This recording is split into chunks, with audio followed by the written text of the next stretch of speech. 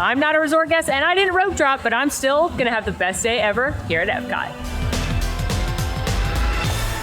Hello, ma'am, fam, and welcome to the experimental prototype community of tomorrow. As you probably know, Disney recently underwent a massive overhauling of their Skip the Line service and transformed Disney Genie into Disney Multipass Lightning Lanes. Now, this new system gives resort guests an incredible advantage, which we already did a full video on. And a lot of you wanted to know, what if I'm not a Disney World resort guest? What are my days gonna look like? So this is the first of that new series. I will be going park by park to spend a day in each park. I have a checklist of everything I want to accomplish. I will be using Multipass, I will be using Single Pass, aka Fancy Rides, I will be using Standby Virtual Queue, whatever it takes to go have the best day ever in each park. And for me, a best day ever means sleeping in, so there will not be rope dropping in this series. Along the way, we'll be sharing tips and tricks on how to have the best day in the theme parks, including tips and tricks for using Multipass and Single Pass. But mostly, we're just gonna have a great day. And you know what? I already got a shaky Jamaica, so we're off to a great start. Now, just as the quickest Disney Multipass Lightning Lane and Single Pass system refresher before we get started, Multipass replaced Genie Plus. This is the system you're going to pay for, and it'll allow you access to multiple attractions across all of our parks per day. You can only ride each eligible attraction once. Additionally, Single Pass is Fancy Ride. These are the attractions that are so popular that if you want to skip the line there, you're going to need to pay individually per person. You're also going to hear me say the word Lightning Lane a lot. That's the physical place at the attraction, so when you're booking either a Multipass or a Fancy Ride, you're reserving your access to the Lightning Lane. But those words can kind of be synonymously changed. You're booking a Multipass or you're booking a Lightning Lane, it means the same thing. And as I said, resort guests get a huge advantage because they can start booking their Multipass and Single Passes 7 days out from their check-in for their entire stay. And non-Walt Disney World resort guests can only book 3 days out from the day they're coming to visit. If you do have certain multi-day tickets, you can book for all the days on your ticket, but if you have tickets like annual passes, you're gonna have to book 3 days out from every day you wanna visit. I already did a whole video as a resort guest showing you the advantage of the system, showing you a side-by-side comparison of 7 days versus 3 days. And again, this park by park series is gonna be from the point of view of a non-Walt Disney World resort guest. So let's take it back to 3 days ago at 7 a.m. when I was able to start booking. Now the price does vary on both Multipass and Single Pass based on the day you're visiting. It's gonna be more expensive during peak seasons, but the day I was booking this was $19 for Multipass at EPCOT, as well as $15 for my Fancy Ride at Guardians of the Galaxy Cosmic Rewind. I was happy to find that all the attractions were available, which isn't always the case as a non-resort guest. I did a little quick look around to see what was available, pretty much everything, though there were some limited times on attractions like Remy's Ratatouille Adventure. And after confirming my payment, as well as doing a little modifying afterwards, which is one of my pro tips, lock in what you want as soon as possible and then modify right after to see if you can get a better time or a different attraction. Not gonna lie to you, I kind of waffled between Frozen and Remy's Ratatouille Adventure, but eventually I ended up with this stack right here. Walking in with Mission Space, Remy's Ratatouille Adventure, a Fancy Ride at Guardians of the Galaxy Cosmic Rewind, and Spaceship Earth. Feels like a pretty good list to start off the day, so let's go find Capcom.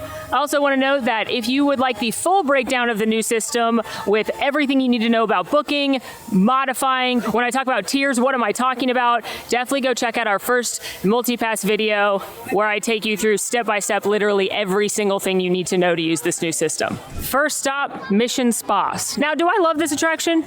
Not really, but you know who does? People using Multipass. It is one of the fastest Tier 2 Multipasses to go, and that's just because there's not a ton of great choices here at EPCOT. The weird thing about using Multipass at EPCOT is there's like currently 2 bangers everybody wants, Remy's Ratatouille and Frozen Ever After, and Test Track when it comes back. It's under refurbishment right now. And then everything else is kind of like, okay.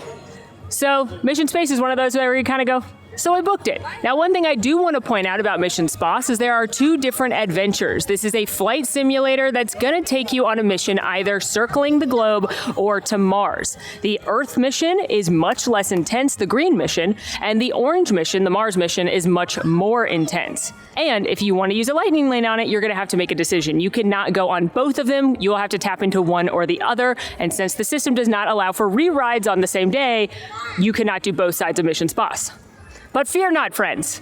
If you want to do both, the green mission, the easier one, usually doesn't have that long of a line. It's actually pretty busy here right now. There's a 35-minute wait at Spaceship Earth. There's a 25-minute wait at Living with the Land, which is a pretty good indicator that it's busy. And still, the green side only has a 10-minute wait. The orange side has a 30-minute wait. But still, even though I'm doing the green side, because I don't hate myself, I'm going to use my lightning lane because if you remember from our other Multipass videos, tapping in at your first one is very important. Tapping in at your first Multipass unlocks you the ability to book another one, so you can always have 3 at a time. It also unlocks the ability to book more of those tier 1 attractions. Remember that the attractions at most parks, including Epcot, are tiered by the better attractions in tier 1, less popular attractions in tier 2, and you can only book 1 tier 1 and 2 tier 2 on that 3 days out. And I can modify anything else I have into a tier 1 if there's availability.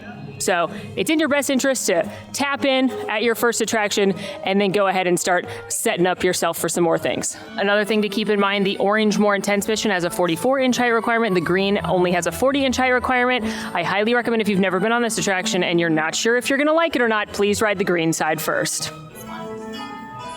Thank you so much. All right, we have tapped in, so let's take a look at what else is available. All right, I really want Frozen Ever After, but I don't think I'm gonna see it right now. Disney and Pixar, Guardians is Fancy Ride. I could do Figment.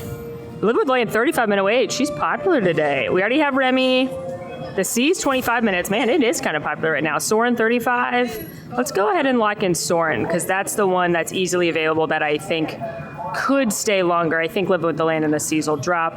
But we're gonna move it a little bit later. We're gonna move it to after my Guardians time.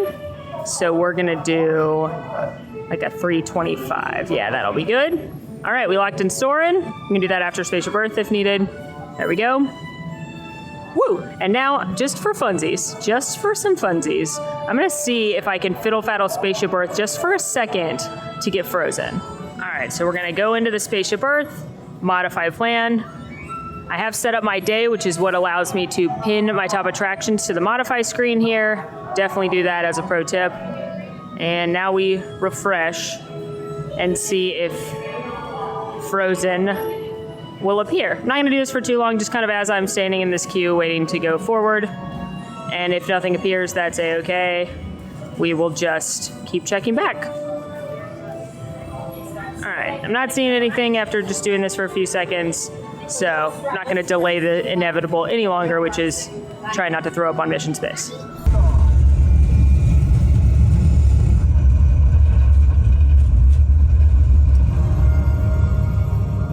Commander, initiate flight sequence.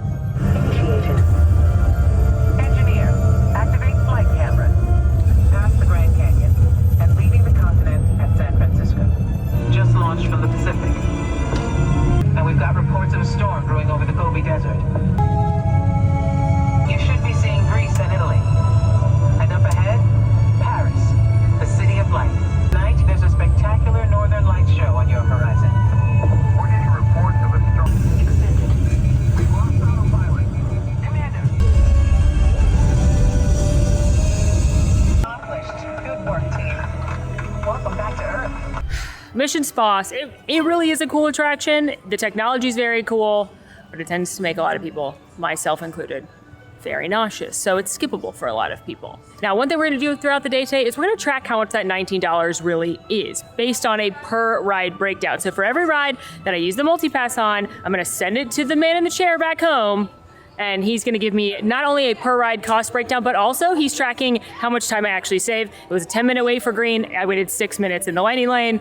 So I assume that will be different later, but we're off to a good start. And now we must scurry over to France. Next up on our list, Remy's Ratatouille adventure. So we're headed back to France. And this is where being a non-resort guest is kind of a bummer because you're gonna have less availability. You're gonna not be able to be as picky about the times that you'd like, especially for really popular attractions. So it's not ideal that I was at Mission Space. I'm gonna go to Remy's Ratatouille Adventure, and then my next thing is Guardians of the Galaxy Cosmic Rewind. That's a little back and forth. I could have picked a much later Remy's Ratatouille Adventure, but I also didn't want to be stuck not using more lightning lanes throughout the day, which in hindsight at this park probably doesn't matter that much. But these are the kind of decisions you have to make when using the system of, do I want to get everything in order of where I am so I'm not trekking all the way back across the park, or do I want to get the best times I possibly can for everything, even though it's not as efficient? There's no right or wrong choice, obviously. It's just whatever your family enjoys. For me, at this park particularly, I like to get all the rides over with and then have my luxuriation eating and drinking around the World Showcase at the end, which is truly the best ride at Epcot, IMO. we have made it back into France, and specifically the Remy's Ratatouille Adventure section of France, where despite having a long walk, I'm glad to have this lightning lane because it's got a posted 80-minute wait right now. Oh my gosh, how cute is this Le Petit Chef shirt? That's adorable. Man, if they know one thing, it's how to make really good merchandise for Remy, because there are so many cute things, like a cheese hat. Anyway, I'm distracted. Remy's is the most popular of the Multipass attractions. It is a tier 1 attraction. Remy's, I will say, tends to run out faster than Frozen Ever After, but I've also seen it come back a few more times occasionally. However, Remy's also usually has a longer line than Frozen Ever After, which is right now sitting at 45 minutes versus Remy's 80. So you're just gonna have to decide which is more important to your family. But do know if you came into the park earlier than me, tapped into an attraction quickly, you'd likely be able to book Frozen. Now, if I had come into the park earlier, there's a chance that I could have tapped in on my first attraction and there still be evening spots for Frozen Ever After, but we're just gonna have to see if it comes back at some point. When in doubt, I would say pick Remy's Ratatouille Adventure just because it is likely gonna run out of multi-passes faster and again have a longer line than anything else. Remy's Ratatouille Adventure is a family attraction, no height requirement, and it shrinks you down to the size of Chef Remy as you explore the kitchen at Gusteau's. It is a combination of 3D simulator and practical sets. Very cute ride vehicle. It doesn't super make me nauseous, but it does make some people pretty nauseous because of the 3D portion, so be aware. But I do think this is a very, very cute attraction. And you know what? We've all been watching the Olympics, so very timely right now. And this is my favorite part of the queue, when you get to go on Gusteau's rooftop. And if you watch him for long enough, maybe a little magic will happen. Well, you've come to the right place. Everyone knows the best food in the world is made here in Paris. All right, and of course we've tapped in, which means we can book another multipass.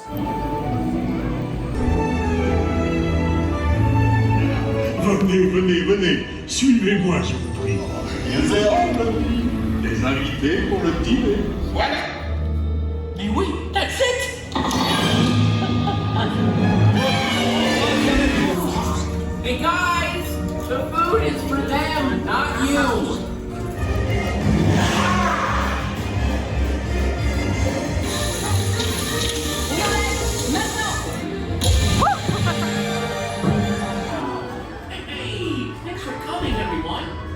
Remy's Ratatouille Adventure check. Posted 80-minute wait. I waited 3 in the lightning lane, so that is a difference. I think that it's such a cute attraction, especially if you've never been on it. I say it every time, but I think it's a great family attraction addition here at EPCOT, especially in the World Showcase. The only thing I'm bummed about is now that I have to walk all the way back up to the front of the park for my next lightning lanes, but that's sometimes what happens. Now, after tapping into Remy's, I did check to see what's available, because again, remember, as soon as you tap into one multipass, book another one. I looked for my White Whale Frozen Ever After, not available, so I ended up locking in a Living with the Land. I'm gonna keep looking throughout the day to see if we can get Frozen Ever After, but for now, we've got a little time until Guardians of the Galaxy Cosmic Rewind, and I feel like we need a snack. All right, we've made it to our next destination where we get to check off 2 things on my list for the day. Number 1, try a new to me snack. And then also we're gonna talk about Bruno. I am at the newly opened Communicore Plaza, which is this outdoor space area where they have a new show called Celebration Encanto, which is a sing-along song to the music of Encanto, as you might have guessed, and it features a few surprise guests. Additionally, we're headed over to this little booth right here, this little food stand they opened with the plaza, because they have arepas, and I have not tried them yet. This is also where you're gonna find Disney's newest airport terminal, Communicore Hall, which is this giant space, air-conditioned, for you to relax, perhaps enjoy a beverage or a snack. I'm hoping during festivals they bring some more life into this and maybe have a booth in here or something like that. Food and Wine's right around the corner, so we'll see. But that's what this space is for now. All right, we have got a snack right here. I picked up the chicken and avocado arepa. It's a cheese arepa with the chicken and avocado. There is also a vegetarian version without the chicken and avocado. It's got a cilantro lime crema, got a fresh lime to squeeze on there. And then they also have a rotating list of seasonal beer favorites. This is a lemon drop shandy that was at Flower and Garden, so I'm excited to enjoy that. And I think this looks pretty good, so let's hope. The sing-along has started, and I'm just like vibing because this music is so good. Cheers.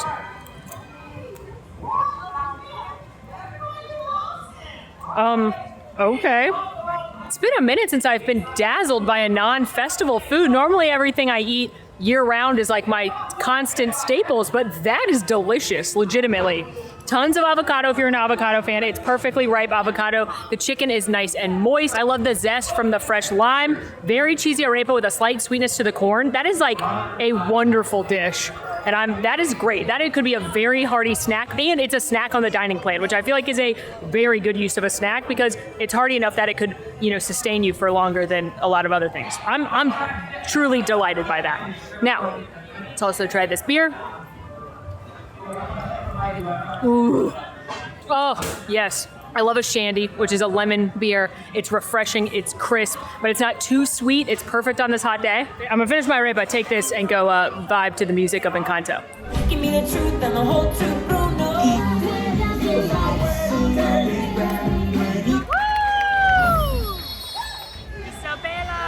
Isabella, oye. Shut out those names. Go. What we got? Acarana, oye, she's standing right over there. Come on, Hakaran. Here we go. Right. Left. Back right.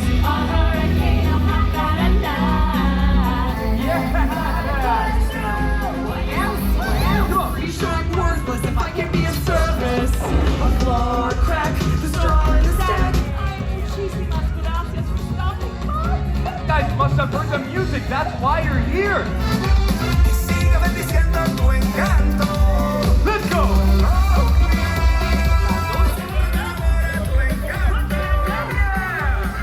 That show is truly so cute.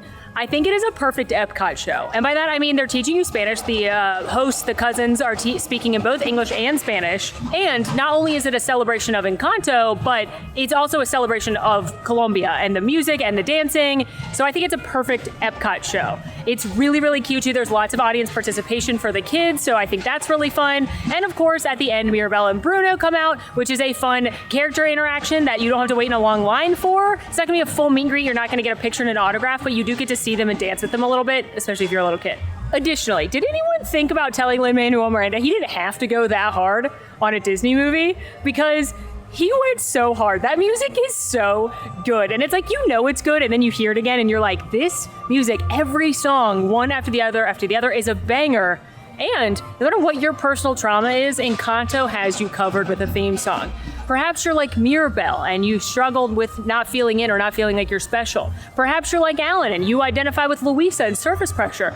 For me, thank you for asking, Isabella and What Else Can I Do really hits right in the feels. So, Lynn, thank you, but also, why you gotta make me cry every time I hear these songs?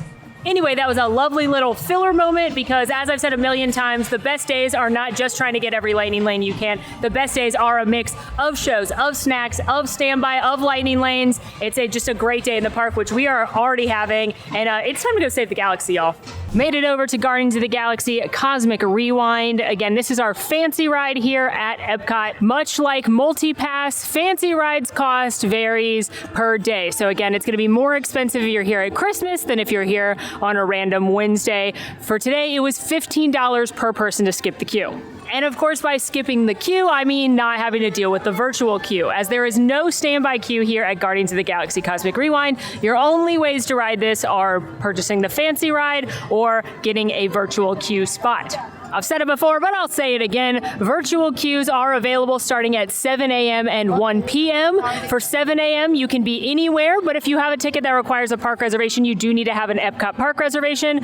For 1 p.m., you just need to be inside Epcot. You can confirm your group starting 1 hour before the windows open, which I highly recommend doing. You don't have to be an hour early, but be like 10 minutes early. Make sure everybody that wants to ride is selected. Everybody that doesn't want to ride isn't selected. And then as a pro tip, use a world clock on a different device to count down, and at 6:59:59 or 12:59:59, hit refresh, join virtual queue, just click as fast as you can, and hopefully it will give you a boarding group. At that point, they will start calling back the boarding groups. You can check your group status by reopening the virtual queue spot in My Disney Disney experience, or by looking at the boards around the park.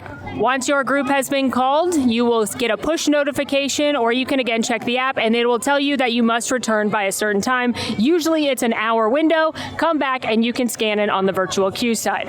Now, as a friendly reminder, the virtual queue is not an expedited wait. You could still wait anywhere from 15, 30, 45 minutes to ride the ride. Virtual queue just secures your spot in line. Now, virtual queue is great because it's free. That's the number one most important thing about virtual queue. But in my opinion, the downside of virtual queue is the fact that you have no control over what time you're going to get called back. So if you're a planner and maybe you didn't want to come in the morning, but you get an early boarding group, or you're trying to leave early to park hop and you get a later boarding group, you have no control over when you're going to ride. But again, free is good because $15 per person adds up quick. And I'm sorry if you've heard me explain virtual queues a million times at this point, but want to make sure anybody that's new that is watching is ready to go. And I have to say, I want to do my best to get you on Guardians of the Galaxy Cosmic Rewind because it is awesome. It has a 42, that's 4.2 inch height requirement, and it's a first of its kind Omni coaster, and it's going to put you on a mission with your favorite Guardians to, save the galaxy. There are 6 different songs you could get, and that's part of the appeal because you never know which one you're going to hear. Me, myself, and I, I'm hoping for September this day. This is going to be great for Nami because Nami was Thank you. All right, I've tapped in, and now, unrelated to Multipass, but I'm going to send in a cast compliment. I just saw the nicest cast member. Shout out to Buzzo. He was helping a family that the little boy wasn't sure if he wanted to ride, and he was like walking through everything that's going to happen on the ride. He gave him stickers. It was like just such a nice, sweet cast member interaction. So I looked at his name tag, and now I'm going to show you how to give cast members a compliment. So if you have a wonderful cast member that makes your day or you see is just fabulous, from the home screen, you're going to click the hamburger menu down on the bottom right, scroll all the way down to cast compliments, send magic to a cast member 4, pick whichever thing, being great to talk to, incredibly, going out of their way to be caring, going out of their way to be kind, caring, and helpful feels good, location EPCOT, I'm in World Discovery, attractions, and then it says optional, their name and hometown and the date, but it feels like that's crucial information to get this to that cast member, so try and remember it. And then you hit submit, and it gets sent to that cast member. So just a thing I like to remind people of, because without cast members, there is no magic. This plan is never gonna work. Rocket! Well, okay, I've walked onto your vehicle. We'll be right behind you.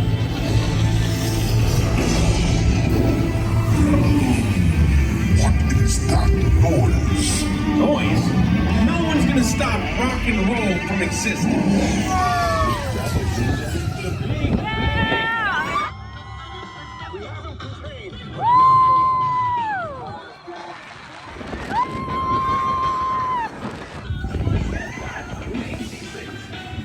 Thanks, Terrence. And welcome to the Guardians of the Galaxy. We have no room in our ship for these new contracts. Drax, it's an honor. Oh, what a delightful attraction. It just makes you smile the whole time. I got Conga, which is funny because I really wanted Conga for a long time, and now I've gotten it twice in a row. But every song's a banger, and make sure to listen to whatever song's playing when you get off as well, because the Imagineers told me that those are songs they tried for the attraction, but they didn't quite work. So you can hear some of the almost songs as you get off. When I got off, it was turn the beat around, love to hear percussion. I don't know that song's name, but someone does, I'm sure. Also, I was stopped by a very kind family on my way into Guardians, and they were like, we love the Mega Faddle. We just Mega Faddled for Tiana's over at Magic Kingdom, so we're jumping on the monorail. I love hearing that because if you've been around for a while, you know the Fiddle Faddle, which is refreshing the tipboard or the modify screen to try and get another attraction. Previously, you could only do it in the park you were at. You could Fiddle Faddle for different times or rides in the park you're in, but now you can Mega Faddle on the modify screen, which means you can look at every park and every attraction at the same time. And I love hearing the Mega Faddles working for people. And speaking of fiddle faddling, I keep fiddle faddling that Living with the Land I booked for later to try and get Frozen. I haven't seen Frozen pop back up, but I have seen Remy's. So, interesting note there. Hoping Frozen comes back at some point, but for now, we're headed to the front of the park because we've got a nice little lineup of some attractions. Our next stop is, we're in the wind tunnel underneath Spaceship Earth. Currently has a posted 20-minute wait. I've seen it upwards of 45 today, so it is pretty busy here today. Additionally, I booked this lightning lane 3 days ago, and there are still plenty of lightning lanes available, but they're not available for like 2+ hours at this point. So I'm glad we have one now since we're already up at the front of the park. Thank you. Spaceship Earth opening day attraction, though it has undergone some changes. Current narrator is old Deuteronomy herself. And this is an Omnimover attraction where you are going to go backwards through time and learn the story of communication. No height requirement, and definitely an icon and classic for diehard Epcot fans. The recorded knowledge stayed behind. Comparison in turn creates pressure. But it also unfinishes who train it all through absorption. 69 from somewhere else.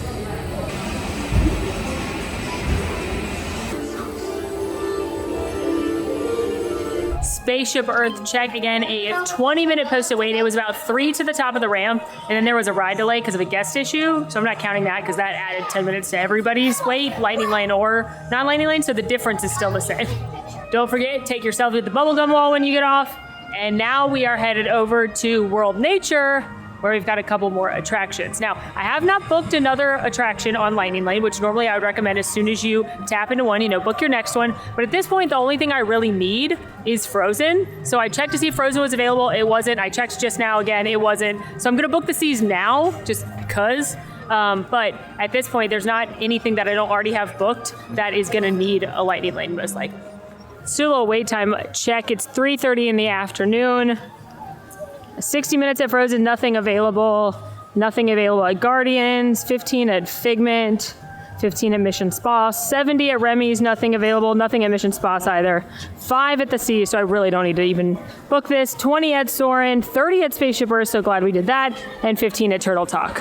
This park is kind of the hardest for me to tell you if Multipass is worth it or not, because on a normal day, there's not a ton of long lines in the park, but there's long lines at Frozen Ever After, Remy's Ratatouille Adventure. You could see longer lines at Spaceship Earth or Soarin. Soarin had a 2-hour wait earlier, but you're really not going to see longer lines at Living with the Land, the Seas, Figment. Plus, there's plenty to do here that has nothing to do with attractions or things that don't have lightning lanes, like the new Journey of Water, like eating and drinking around World Showcase, like Grand Fiesta Tour. So for this park, especially as a non-resort guest, purchasing Multipass kind of comes down to, 1, what time of year are you here? Obviously, if you're here during the busiest weeks, all the lines are going to be longer, so Multipass will be, 1, more expensive, but 2, more helpful.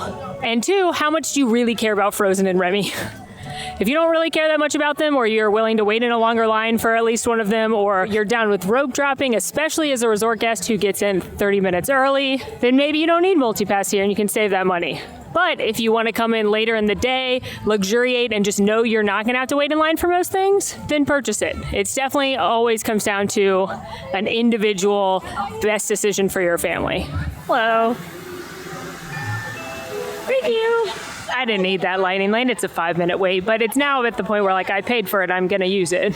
The Seas with Nemo and Friends, first of all, I think it's one of the best entrances to any park attraction because you've got the adorable Mine seagulls, so that always make me laugh. And it is a very cute filler attraction. It's one of my favorite kind of underrated rides here in this park. It's a slow-moving clamshell family ride that's going to take you through the story of Finding Nemo, and I just love a classic Disney dark ride that takes you through one of their stories.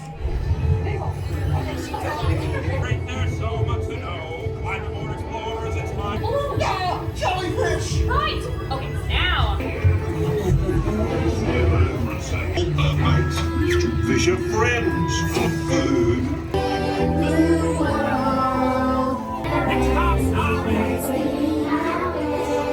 The sea is oh so cute, and it exits out into the sea base, which is a gigantic aquarium where you can see sharks and rays and manatees and turtles and dolphins, and you can see, normally, one of my best friends, but I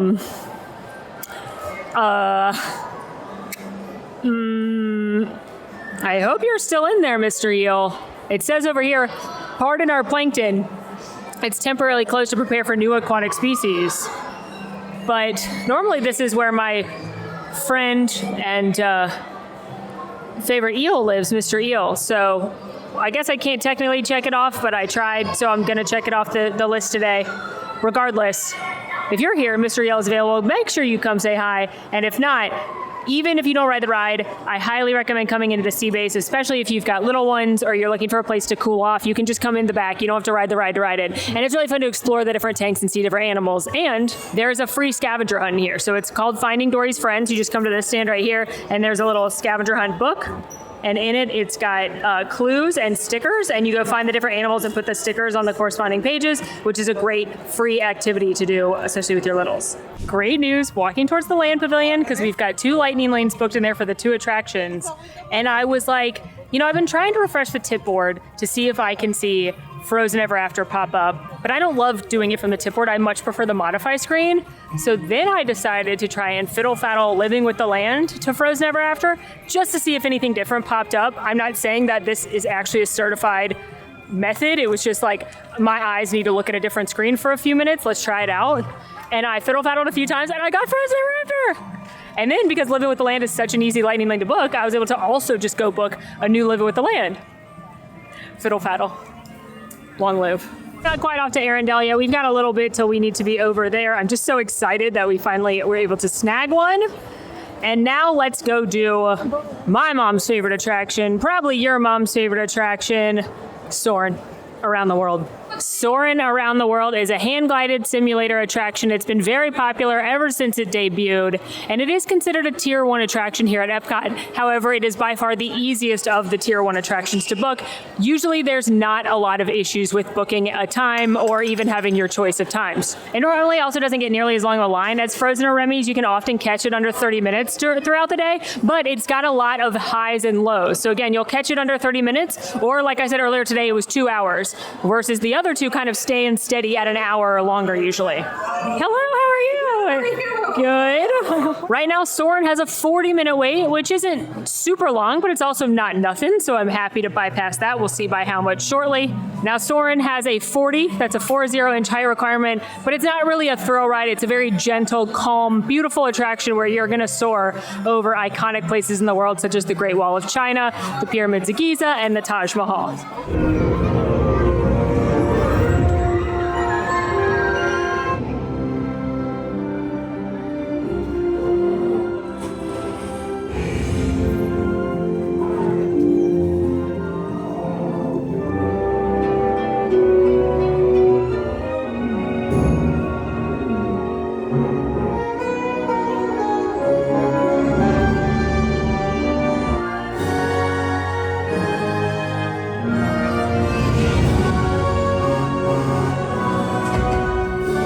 Soarin' check, posted 40-minute wait, waited 4 minutes to get to my pal and yours, Chief Flight Attendant Patrick.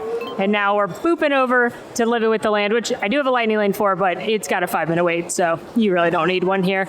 But you should ride it because it's a delight. It's a slow-moving boat ride through Epcot's greenhouses, no height requirement, and it's just relaxing and luxuriating. And it's especially fun during festivals because they put signs out of what ingredients are used in the festival foods you're eating. Thank you. Again, you don't need that. It's a 5-minute wait right now. Earlier it had a 25-minute wait. It would have been a better lightning lane then, but for the most part, this is the peak example of a filler ride. Adaptive living systems, providing us with oxygen, food, medicines, innovative ways to produce bountiful harvests adapted to growing in less than ideal conditions. The sustainable system we're using here recycles the water in the tanks. We are significantly reducing our reliance on conventional pesticides. We can produce over 27,000 heads of lettuce a year. That I truly do feel as though I'm living with the land. Now, technically my Frozen Ever After window has opened, but because you get a whole hour, I'm gonna do 2 more things on my list that do not require lightning lane that are right in this area before I make the trek over to Norway. First stop, become one with the water, which means a trip to Journey of Water inspired by Moana, which is the newest attraction here in Epcot. It is a walkthrough experience. It is peak Epcot in my opinion. It is edutainment at its finest. You're gonna get to interact and play with different water features all while learning about the water cycle. And you know why I love this? You can get wet, but you don't have to, and it's an experience for everyone. And I'm glad Moana thought about that, because I hate getting wet, but I love learning. In my opinion, this is another great filler attraction, because it doesn't have a lightning lane. There's not really a wait. It's just a walkthrough at your pace, and do as many of the little different interactive things as you'd like. Read all the signs if you want, do every single one, or just walk through and look how beautiful it is. Search for the hidden characters and artwork in the rocks. And it's just a lovely little moment when you're in here, especially pro tip, do it at night. That's when it's truly the best. It's so beautiful. The water's inviting me to touch the strings of water.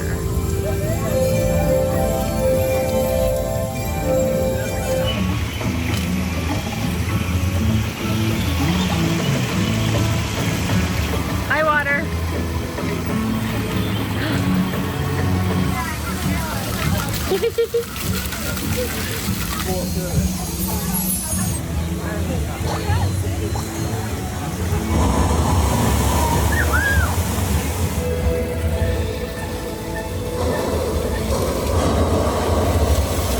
I'm not gonna lie to you, when I first heard of Journey of Water, I was like, oh, that's fine. But I really like it. I think it is a very fun little walkthrough experience. I like that you could spend 5 minutes in there or half an hour in there, depending on how into it you are and how much you want to play with the water. And like I said, do it at night because it's stunning. And now our second to last thing on our checklist, hug Mickey Mouse. As part of the EPCOT refurbishment, one of the last things that opened, again, was the Communicore Hall and Communicore Plaza, which we saw earlier. But part of that was the reimagining of the character spot where you can meet Mickey, Minnie, and Goofy. Some of you may remember this used to be part of Innoventions. Now, for some reason, no character type experiences are on Multipass, even though several were on Genie Plus. Things like meeting these characters at Communicore Hall, or meeting Mickey and Minnie at Animal Kingdom, or meeting the princesses at Magic Kingdom. Those were lightning lanes before, but they are no longer. So to meet any characters, you're looking at some standby lines, which can get quite long. I've been watching this one all day, and it dropped to 15 minutes. So we're jumping in this line now. 15 minutes to meet 3 of the most popular characters sounds like a good deal to me. I do quite enjoy the new mural that has nods to EPCOT attractions of past and present. Like, you've got scuba divers over there with Donald for the Living Seas or Finding Nemo. You've got the robot butler here from Horizons in the old Horizons building. You've got Goofy on a spaceship for Mission's Boss. You're gonna see the dinosaur from Ellen's Energy Adventure, the Dreamcatcher. So there's just some fun Easter eggs on here for EPCOT fans. Hi, Mickey! How are you? I love your new space you got going on. Did you paint this? No, little bit. Did Minnie do it? She's very talented. You've got a very talented lady there. How should we pose for our picture, Mickey?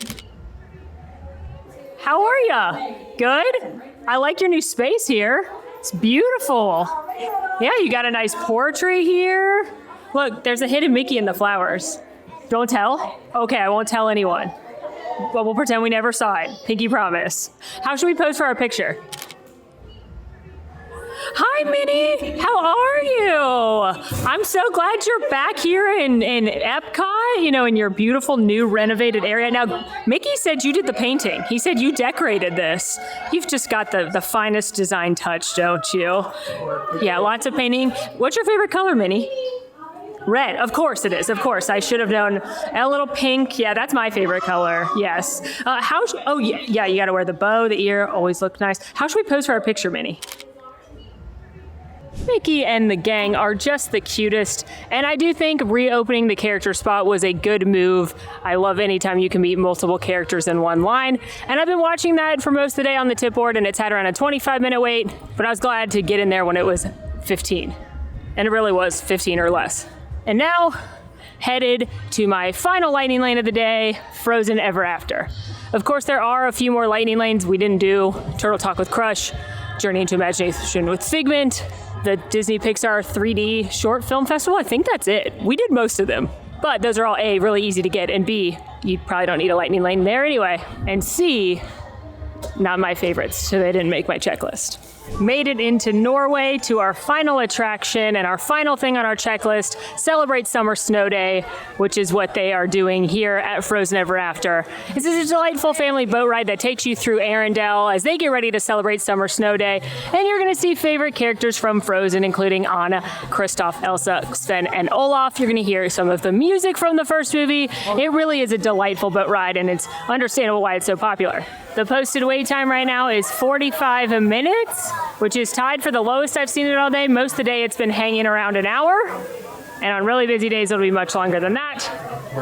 There we go. But let's see how long it takes to get through this part of the queue. Summer snow for spending on a day very much like today. On our safe system with an unselfish You're there for my sister's magic night.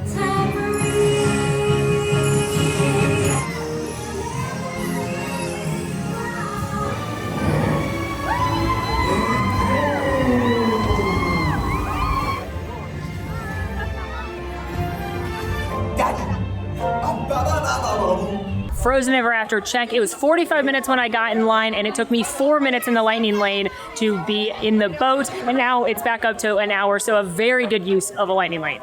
It was also the last lightning lane I'll be using today, so I've sent over all the data to our resident mathematician, and he has sent me back the following information. Using Multipass today, so don't think about Guardians, just think about Multipass. It cost me $19, which came down to a total of $271 per ride. I rode 7 rides with Multipass. I also saved 190 minutes, which is approximately 3.2 hours. So I also had the mathematician break down the cost per ride for the 4 attractions that had the longest wait for me today. That was Remy's Ratatouille Adventure, Frozen Ever After, Soarin, and Spaceship Earth. And for those 4 attractions, that breaks down to a cost of $475 per ride. Again, Multipass was $19 today. So I personally think it's really helpful to look at it that way. It doesn't sound like it's that much time you're saving when you look at it attraction by attraction, but when you add up a full day, I was only in the park for like 6 hours, and I was able to do 8 rides today, including the most popular rides in the park, also do Moanas, also see a show, also have a snack, and also meet 3 characters in about 6 hours.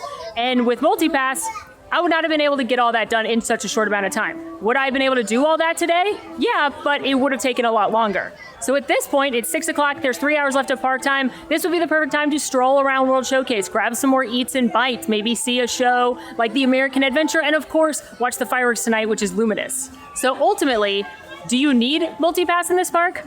Probably not. You could probably just do virtual queue at Guardians, just do standby, rope drop, maybe catch 1 or 2 longer lines, but most likely you'll be able to get everything done that you want to do at EPCOT without paying for anything.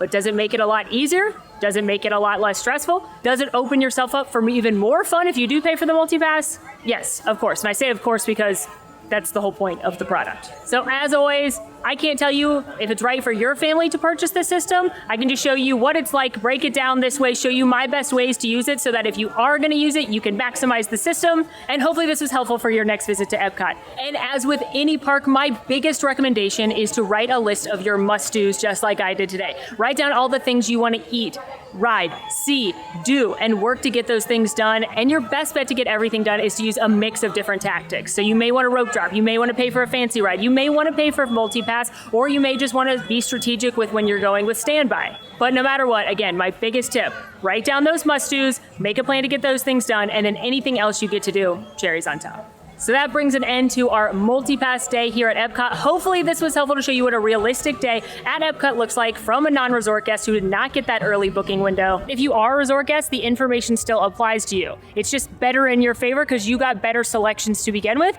but all the in-park stuff, once the day gets going, everybody's on a level playing field. And don't forget, we're gonna do this at the other 3 Walt Disney World parks, so make sure to stick around for those so you can see what's on my must-do list there. And again, if you haven't already, make sure to watch that original Multipass video we did for all the best tips and tricks and breaking down the new system. But in the meantime, friends, make sure to rate, review, subscribe, follow us on social media, come hang out with the Man Fam in Discord, and until next time, friends, I'm Molly, and it's been magical.